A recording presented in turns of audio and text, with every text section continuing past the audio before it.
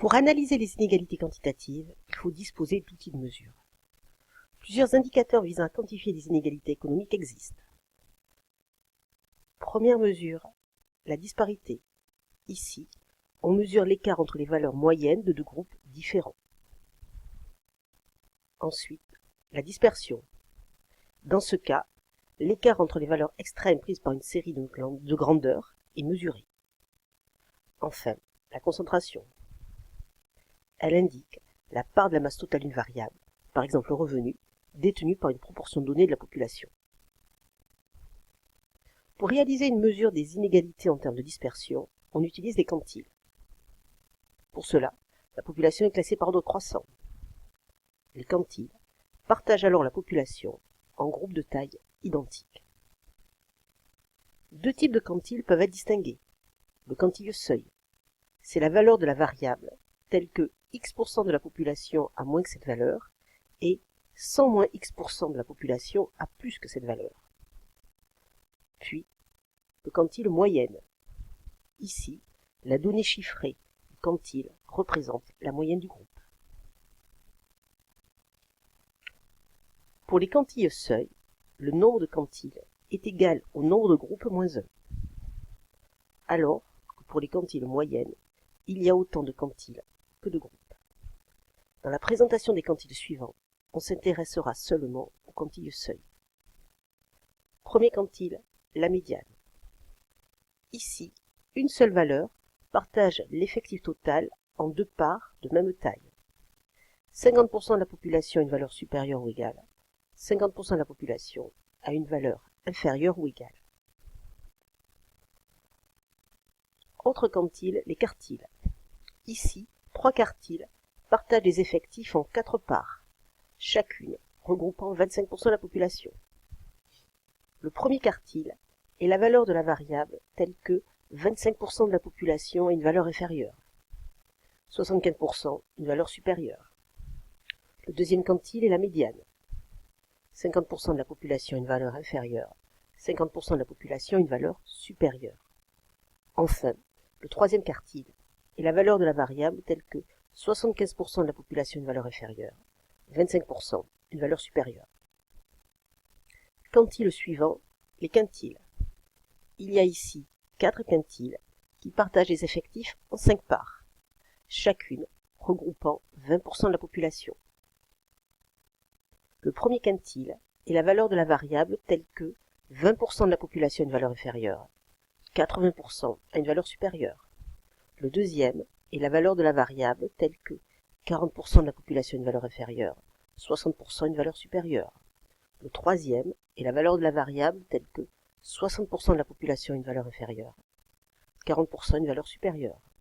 Enfin, le quatrième est la valeur de la variable telle que 80% de la population a une valeur inférieure, 20% une valeur supérieure. Dernier quantile que nous allons présenter, les déciles. Ce sont les quantiles les plus utilisés. Ici, 9 déciles partagent les effectifs en 10 parts de mêmes effectifs. Présentons quelques déciles. Le premier décile est la valeur de la variable telle que 10% de la population a une valeur inférieure, 90% une valeur supérieure.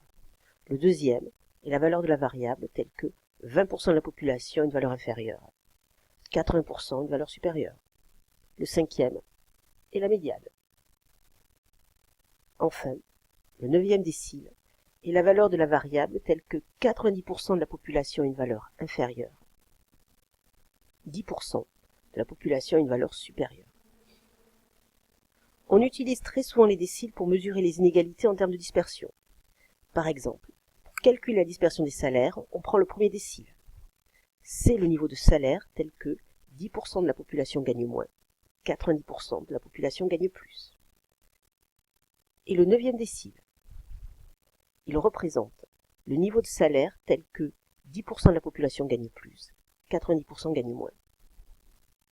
Pour comparer l'écart des deux valeurs extrêmes, deux possibilités. La première, c'est le coefficient multiplicateur. Dans ce cas, il s'appellera rapport interdécile. Deuxième possibilité, moins fréquente, le taux de variation. Prenons l'exemple des salariés à temps complet. On étudie le salaire mensuel en euros courants. Le salaire maximal des 10% les moins bien payés est de 1 184 euros. Le salaire minimal des 10% les mieux payés est de 3 455 euros. Pour mesurer la dispersion des salaires, on peut d'abord calculer le quotient multiplicateur. On va alors diviser le salaire minimal des 10% les mieux payés par le salaire maximal des 10% les moins bien payés. Avec les données que l'on a, le calcul est alors le suivant. On divise 3 455 par 1184. Le résultat obtenu est 2,9. Ce chiffre sera lu de la manière suivante. Le salaire minimal des 10% les mieux payés est 2,9 fois plus grand que le salaire maximal des 10% les moins bien payés. Ce 2,9 représente ainsi le rapport interdécile. Autre possibilité moins fréquente pour mesurer les écarts, le taux de variation. Pour calculer ce taux de variation, en reprenant les mêmes données, le salaire maximal des 10% les moins bien payés étant de 1 184 euros, le salaire minimal des 10% les mieux payés étant de 3 455 euros.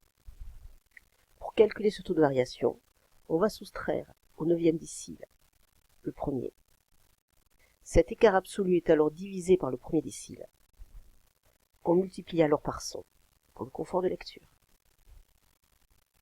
Cependant, quand on utilise le taux de variation pour mesurer les écarts, il faut faire attention à la manière dont on réalise le calcul.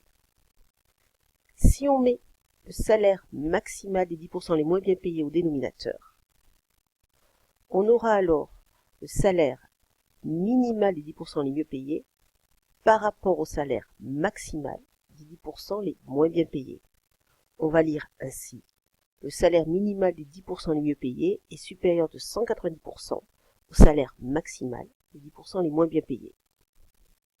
En revanche, si on met au dénominateur le salaire minimal des 10% les mieux payés au dénominateur, on aura alors le salaire maximal des 10% les moins bien payés par rapport au salaire minimal des 10% les mieux payés. On lira ainsi. Le salaire maximal des 10% les moins bien payés est inférieur de 65% au salaire minimal des 10% les mieux payés.